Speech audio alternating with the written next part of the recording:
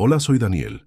Mis propios hijos, a quienes crié en esta misma casa que construí con mis manos, intentaron desecharme como si fuera un mueble viejo.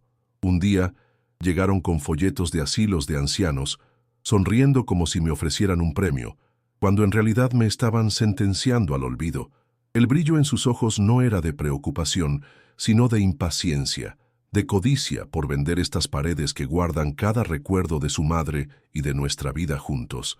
Ver el lugar donde crecieron, reducido a un simple valor monetario en la mirada de tus hijos, es una herida que no cierra. ¿Alguna vez has sentido que para tu propia familia te has convertido en un estorbo? Antes de contarte el momento exacto en que sus máscaras cayeron por completo y descubrí hasta dónde llegaba su avaricia, comenta aquí desde dónde me estás viendo y suscríbete al canal. Créeme, no querrás perderte lo que sucede cuando un padre descubre que la dignidad vale más que la sangre de sus propios hijos. Mis dos hijos, Ricardo y Sofía, ya no me visitaban para saber cómo estaba. Sus visitas se habían convertido en inspecciones. Los veía caminar por la sala, tocando las paredes, midiendo los espacios con la mirada, hablando en susurros sobre el potencial del mercado inmobiliario. Fingían preguntarme por mi salud mientras sus ojos escaneaban cada rincón, calculando cuánto podrían sacar por el único patrimonio que su madre y yo logramos construir en toda una vida de sacrificios. Cada clavo en esta casa, cada viga que coloqué con mis propias manos, tiene una historia. Aquí es donde Elena, mi difunta esposa, y yo vimos a nuestros hijos dar sus primeros pasos. Aquí celebramos sus cumpleaños, curamos sus rodillas raspadas y los consolamos en sus desamores. Después de que Elena se fue, la casa se volvió silenciosa, pero su esencia seguía en cada habitación. Para mí, era un santuario. Para ellos, se había convertido en un activo financiero que mi presencia obstaculizaba. Me dolía profundamente que no pudieran ver que al querer vender la casa, estaban intentando vender mi vida entera, borrando el legado de su madre por un puñado de dólares que, según ellos, necesitaban más que yo. La humillación llegó de forma sutil al principio. Sofía, mi hija, fue la primera en traer el tema del asilo. Dejó unos folletos de colores brillantes sobre la mesa de centro, justo al lado de la foto de Elena. «Mira, papá», dijo con una voz falsamente dulce, «son lugares preciosos, con actividades, enfermeras. Estarías más seguro». Hojeé las páginas y vi fotos de ancianos sonrientes jugando bingo.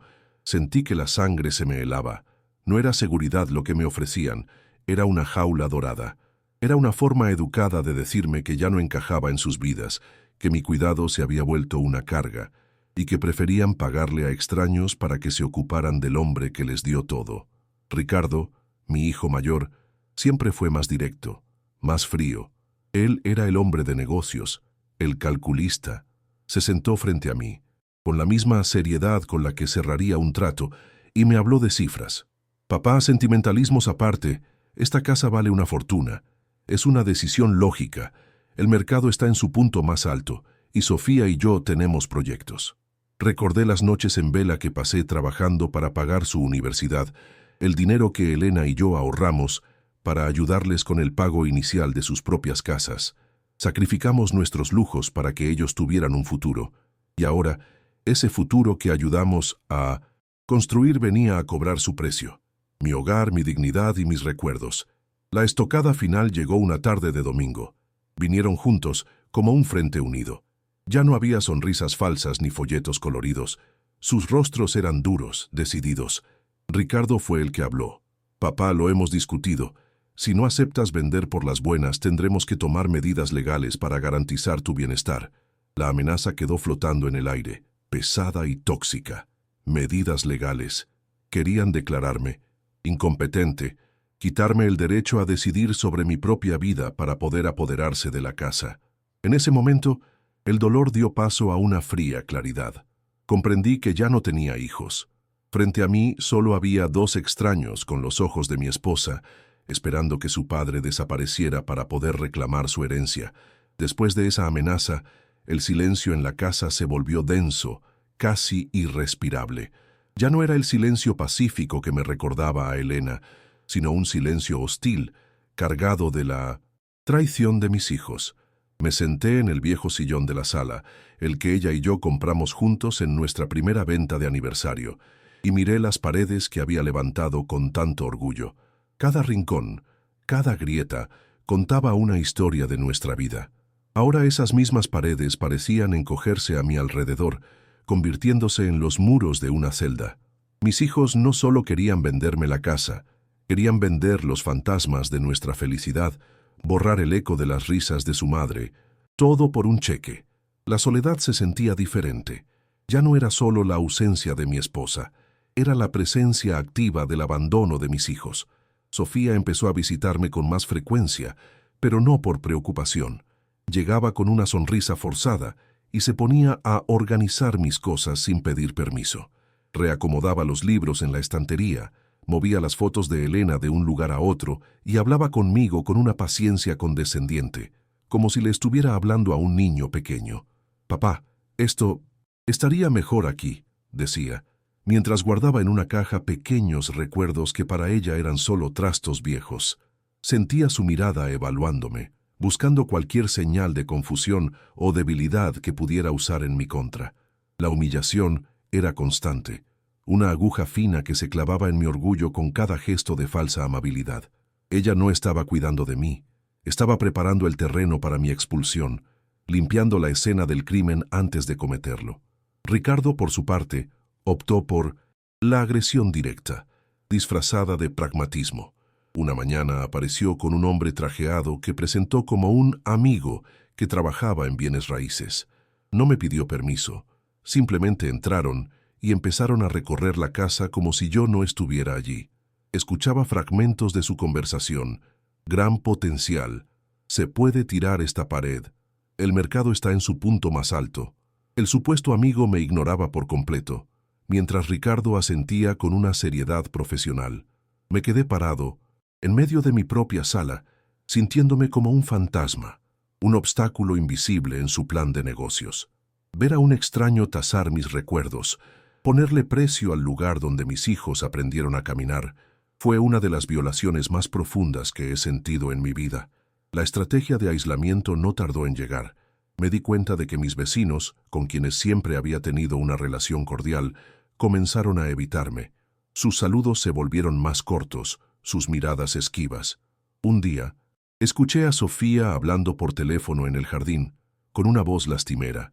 «Sí, está muy confundido últimamente. Nos preocupa que se haga daño», le decía a alguien, probablemente a mi hermana. Estaban pintando un cuadro de mí como un anciano senil e incapaz, construyendo una narrativa que justificara sus acciones ante el resto de la familia y la comunidad. Me estaban borrando socialmente, dejándome solo y sin nadie a quien recurrir.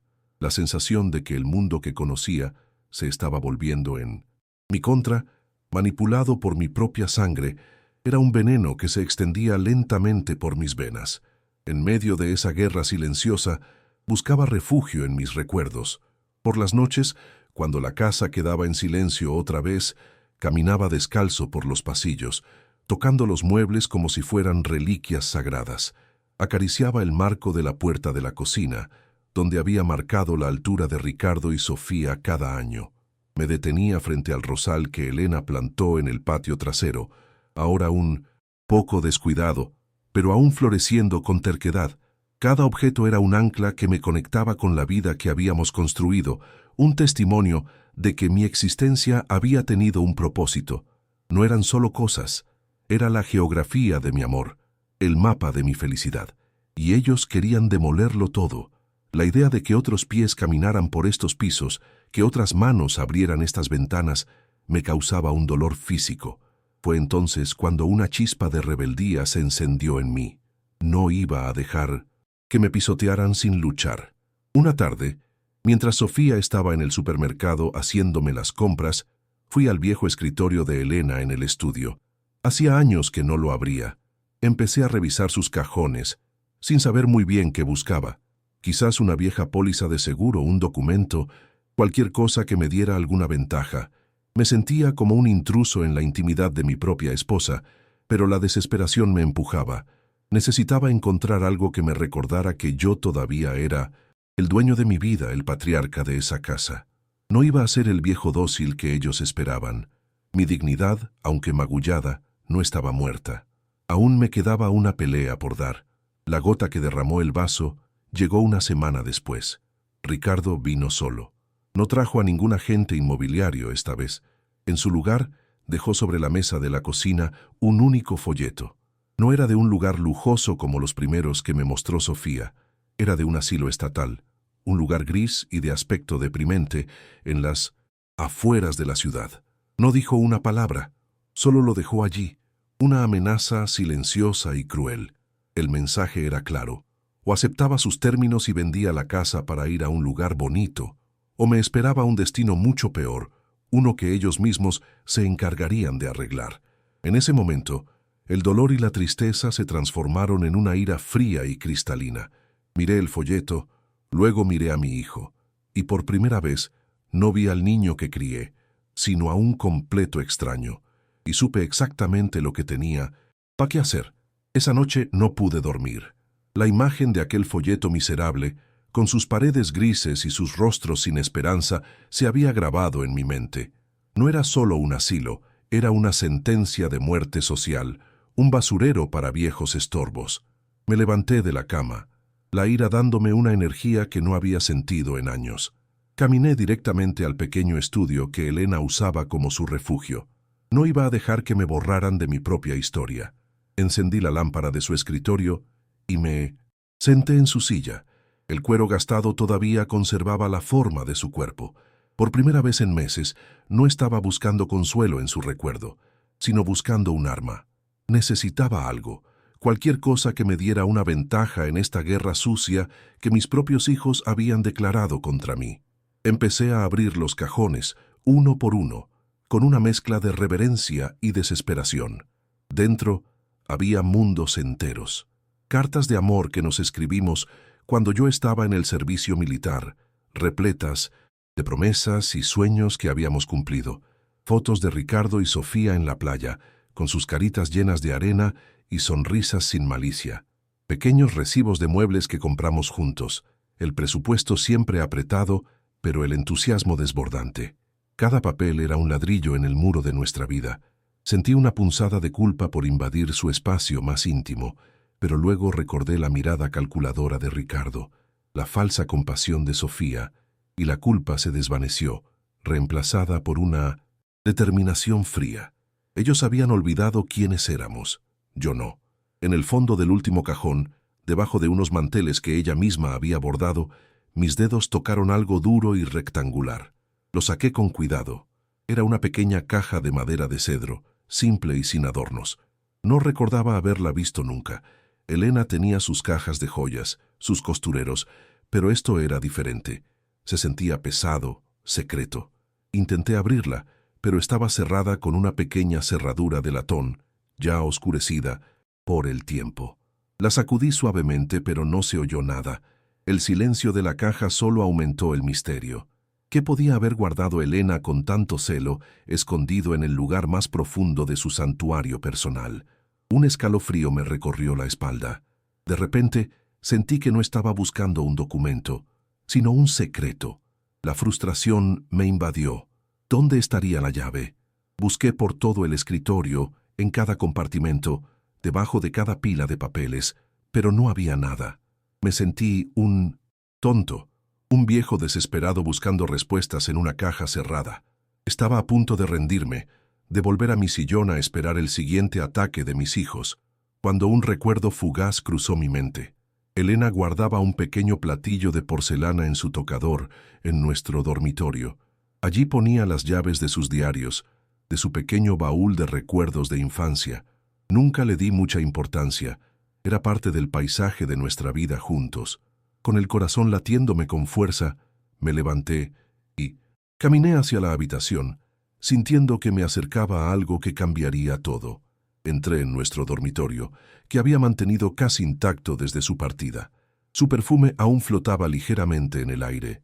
Sobre el tocador de roble, ahí estaba el platillo de porcelana con delicadas flores pintadas a mano. Dentro, un pequeño manojo de llaves. Las reconocí todas, la de su diario de adolescencia, la del joyero que le regalé en nuestro 20º aniversario, y una más, una llave pequeña, de 1900 en latón, solitaria y ligeramente diferente a las otras. No recordaba haberla visto antes. La tomé con mis dedos temblorosos. Era delgada, casi frágil, pero se sentía como el objeto más pesado del mundo. Supe, con una certeza que me heló los huesos, que esa era la llave. Era la llave del secreto de mi esposa. Regresé al estudio, la llave fría oprimiendo mi palma. Me senté de nuevo frente a la caja de madera. El silencio de la casa ahora parecía expectante. Con una mano que no me obedecía del todo, inserté la llave en la cerradura. Encajó a la perfección. Giré la muñeca y un suave clic resonó en la habitación. Un sonido diminuto que pareció romper un hechizo de décadas. Por un instante, no me atreví a abrirla. Un miedo profundo se apoderó de mí. ¿Y si lo que había dentro era algo que no podría soportar? Un secreto que cambiaría la imagen que tenía de la mujer que amé toda mi vida.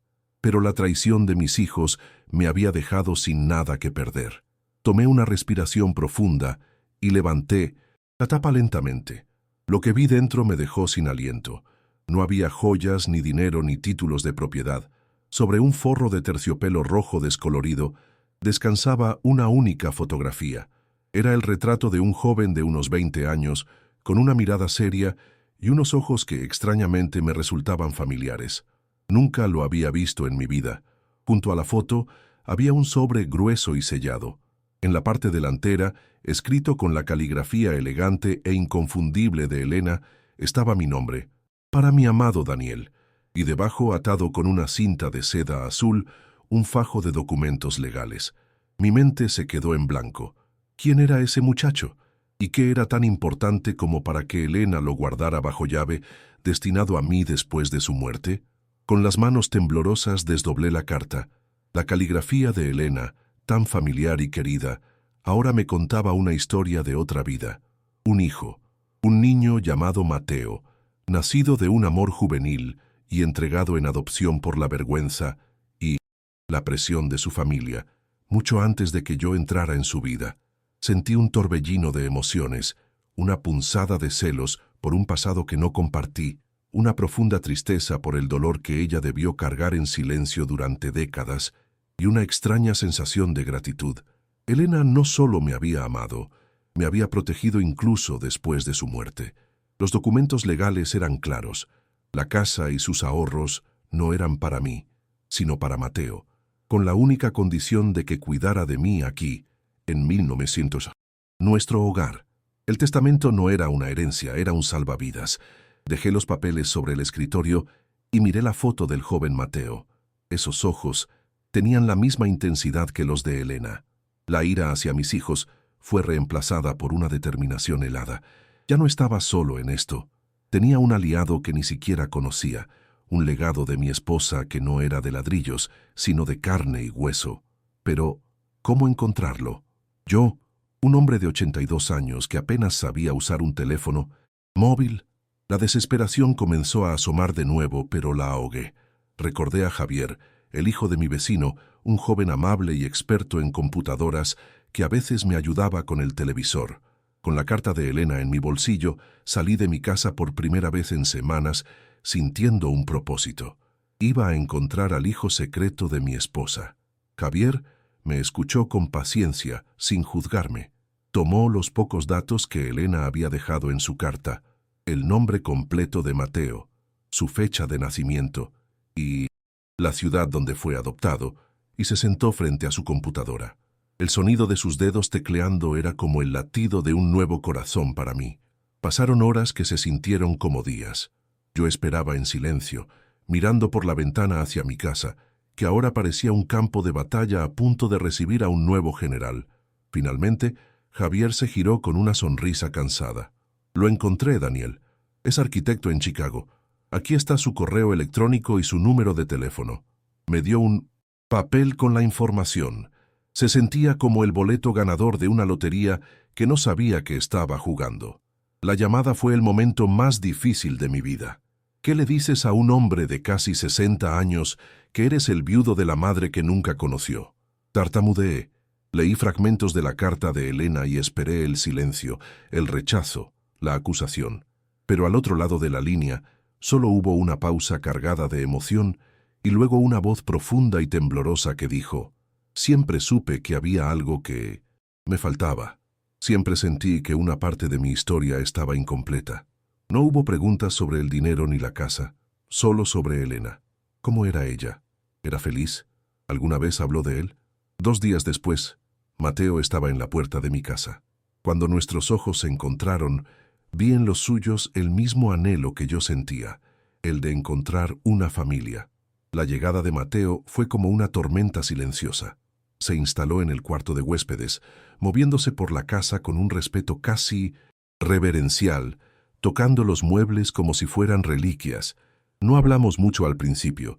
El peso de los años y los secretos era demasiado grande, pero su presencia llenó el vacío de una manera que no creí posible.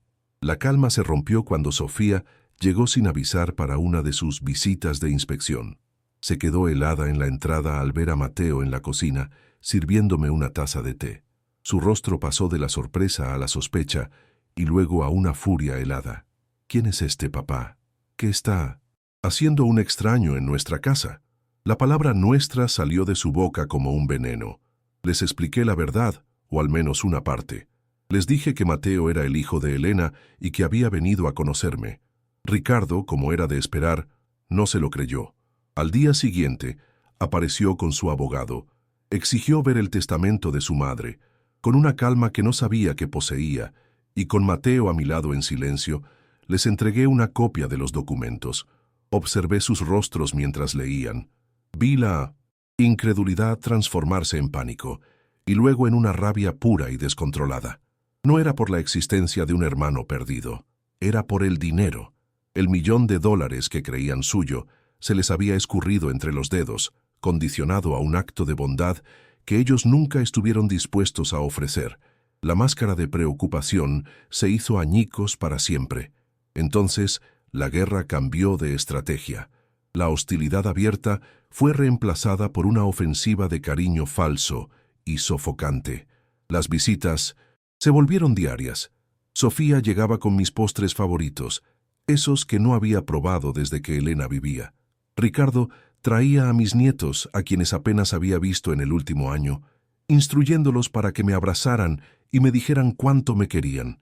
Hablaban de Mateo en susurros, pintándolo como un oportunista, un buitre que había aparecido para robarles su legítima herencia.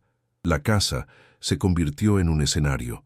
Cada gesto de afecto era una actuación, cada palabra amable, una daga, disfrazada, pero ya no me dolía. Con Mateo a mi lado, su presencia tranquila y sólida, yo solo veía a 2 extraños desesperados, interpretando el último acto de una obra que ya había terminado. El día del juicio final llegó un sábado por la tarde.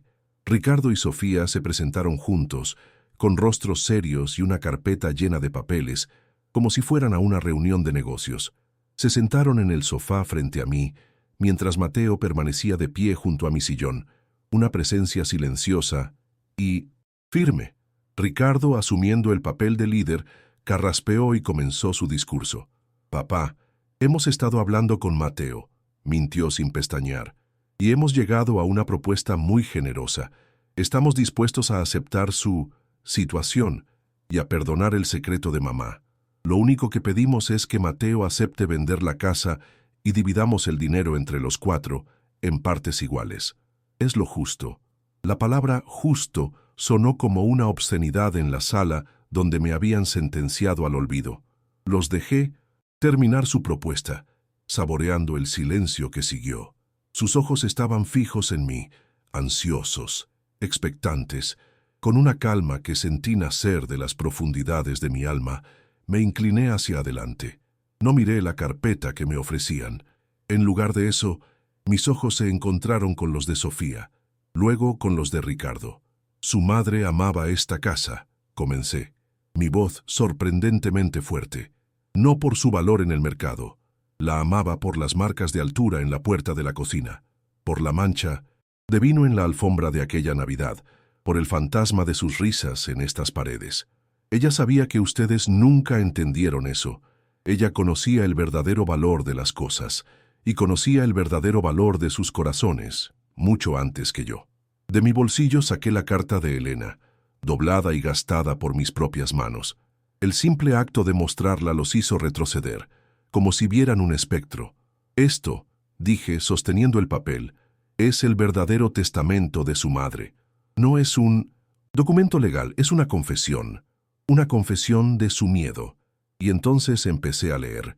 Leí el párrafo donde Elena describía su temor a que, cuando ella ya no estuviera, ellos vieran mi vejez como una carga.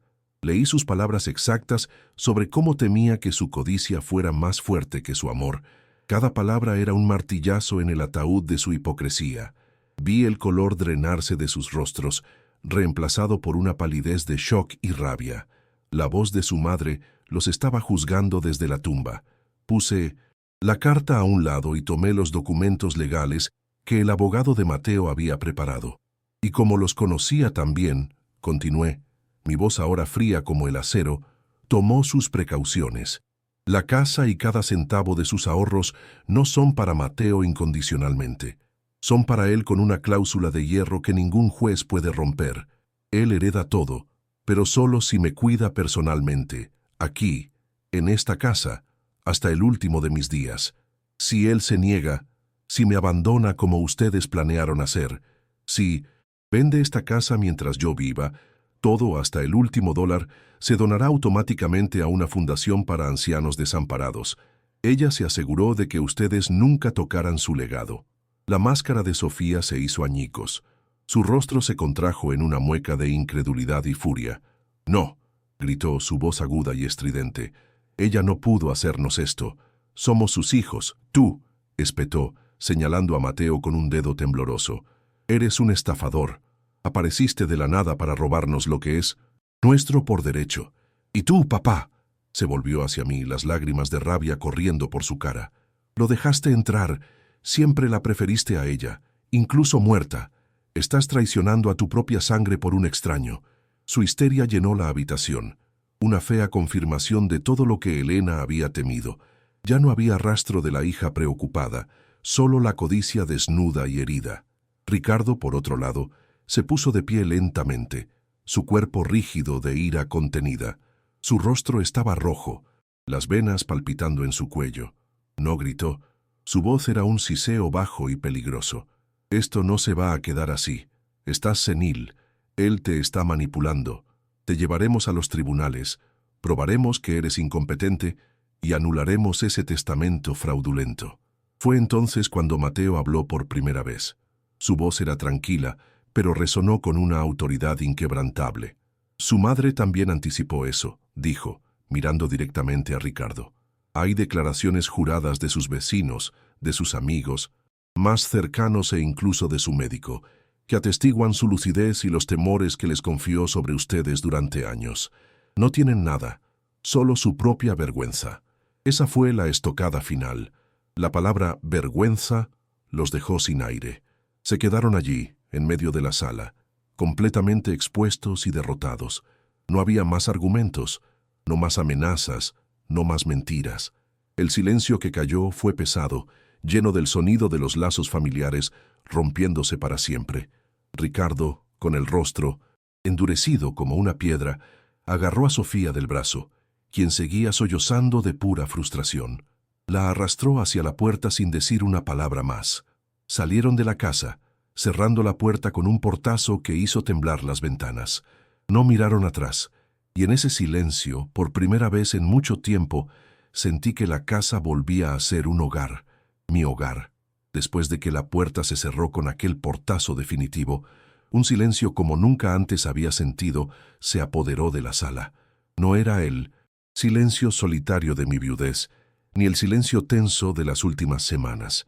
Era un silencio limpio, espacioso, como si la casa entera hubiera exhalado un suspiro de alivio, liberándose de un peso tóxico que la oprimía. Miré a Mateo, que seguía de pie a mi lado, su rostro una mezcla de tristeza por la escena que acababa de presenciar y una tranquila resolución. No dijimos nada. No hacía falta. En ese momento, El lazo que se había roto con la sangre que yo había engendrado fue reemplazado por la solidez de un vínculo forjado en el secreto, el dolor y una lealtad inesperada. La casa ya no era un campo de batalla. Por primera vez en años, volvía a ser un refugio. Los días que siguieron fueron de una calma sanadora. Mateo y yo empezamos a construir una rutina, no con palabras, sino con gestos. Él preparaba el café por las mañanas y yo le contaba historias de Elena, mientras mirábamos las viejas fotografías que Sofía había querido tirar. Él escuchaba con una atención que mis otros hijos nunca tuvieron, haciendo preguntas sobre su madre que me obligaban a recordarla no con dolor, sino con la alegría de quien fue. Empezamos a cenar juntos en la mesa del comedor, un mueble que había acumulado polvo durante años. Ya no comía solo frente al televisor. La presencia de Mateo, su respeto silencioso por cada rincón de la casa, comenzó a llenar los vacíos, no como un reemplazo, sino como una continuación inesperada de la vida que creí terminada. Una mañana, Mateo apareció con planos de arquitecto desplegados sobre la mesa. No eran para vender, sino para revivir.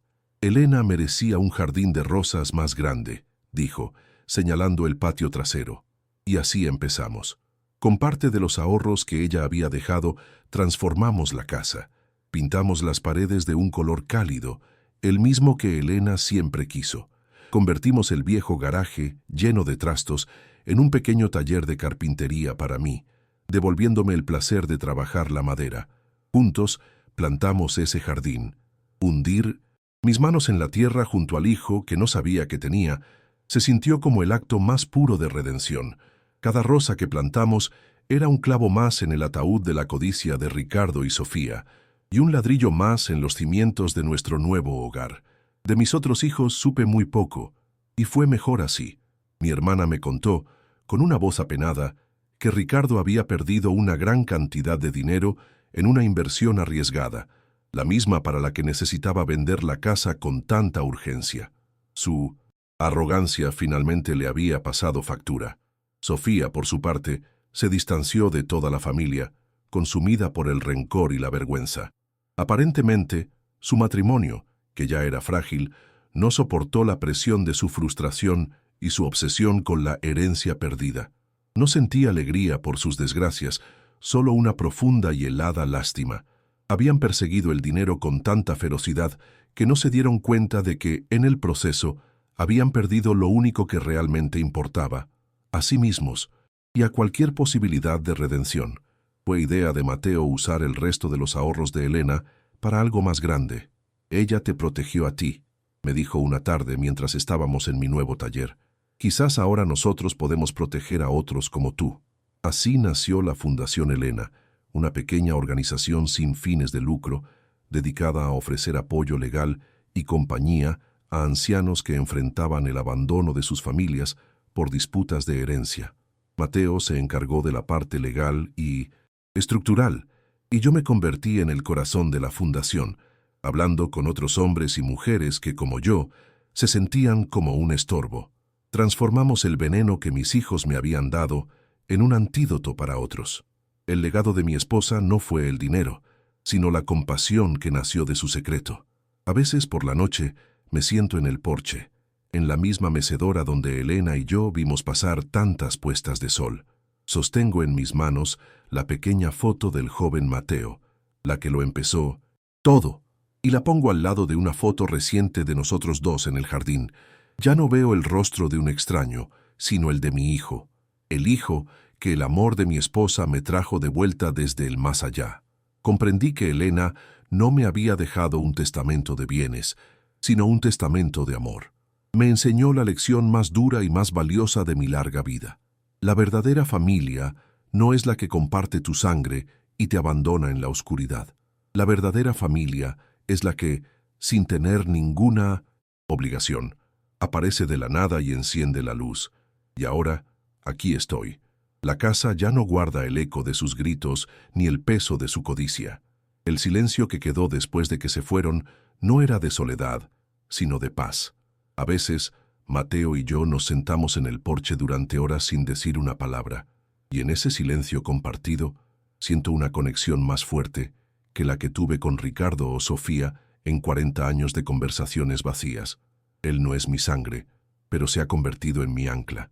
Me enseñó que la familia no es un derecho de nacimiento, sino un privilegio que se gana con lealtad, con respeto y, sobre todo, con presencia. La presencia de alguien que se queda cuando todos los demás se han ido es el único lazo que importa de verdad. La vida encontró un nuevo ritmo, uno tranquilo y lleno de propósito. Mateo, con su paciencia de arquitecto, me ayudó a reconstruir no solo la casa, sino a mí mismo. Instalamos estantes nuevos en mi taller, y el olor a madera recién cortada llenó el aire de nuevo, un perfume que creí perdido para siempre. Plantamos juntos el jardín de rosas que Elena siempre soñó, y cada vez que una nueva flor se abre, siento que ella nos sonríe. Él me pregunta sobre ella, no por curiosidad, sino con un anhelo genuino por conocer a la madre que le fue arrebatada.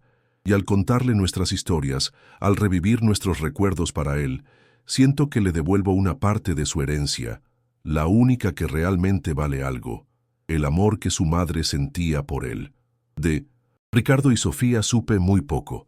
Las noticias llegaron a través de otros, como ecos lejanos de un mundo al que ya no pertenezco. Ricardo, en su desesperada carrera por el dinero, hizo una mala inversión y lo perdió casi todo. La fortuna que quería construir sobre las ruinas de mi hogar se derrumbó sobre él. Sofía, carcomida por el resentimiento, se aisló de todos, incapaz de soportar la vergüenza de su propia avaricia expuesta. No siento alegría por su caída, solo una profunda y amarga tristeza.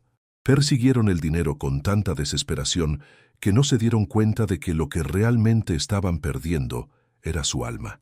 Se convirtieron en extraños para mí, pero lo más trágico es que se convirtieron en extraños para sí mismos. Un día, mientras regábamos las rosas, Mateo me dijo algo que le dio un nuevo significado a todo esto. Elena te protegió, Daniel. Ahora es nuestro turno de proteger a otros. Y así, con los ahorros que ella había guardado con tanto cuidado, creamos una pequeña fundación con su nombre, la Fundación Elena. No es grande ni famosa, pero ofrece ayuda legal y, lo que es más importante, compañía a otros ancianos que, como yo, se han enfrentado al abandono por parte de sus propias familias. Usamos el dolor que me causaron para construir un escudo para otros. El legado de mi esposa no terminó siendo una casa o un fajo de billetes, sino un faro de esperanza para aquellos que se sienten perdidos en la oscuridad de la soledad. A menudo, al atardecer, me siento en 1900, esta misma mecedora, y miro la foto de aquel joven de ojos serios junto a una foto nueva de nosotros dos, sonriendo en el jardín. Entendí que el verdadero testamento de Elena no estaba escrito en papel legal, sino en este giro inesperado del destino. Ella no me dejó una fortuna para gastar, me dejó un hijo para amar. Me enseñó la lección final y más importante de mi vida. La familia no siempre es la que comparte tu sangre, sino la que te encuentra en tus ruinas y te ayuda a reconstruir ladrillo por ladrillo. Un motivo para seguir adelante. La sangre te hace pariente, pero solo la lealtad te convierte en familia. Y esa es la verdad que quería compartir contigo hoy. Si conoces a alguien que se siente invisible, que necesita recordar su propio valor, más allá de lo que otros piensan, por favor, comparte esta historia. A veces, escuchar que alguien más ha caminado por el mismo fuego puede darnos la fuerza para dar el siguiente paso. No te olvides de suscribirte para más historias sobre cómo encontrar la dignidad y la paz, incluso cuando el mundo intenta arrebatártelas. Gracias por escucharme hasta el final. Gracias por permitir que la historia de un viejo carpintero te recuerde que nunca es demasiado tarde para construir un nuevo comienzo.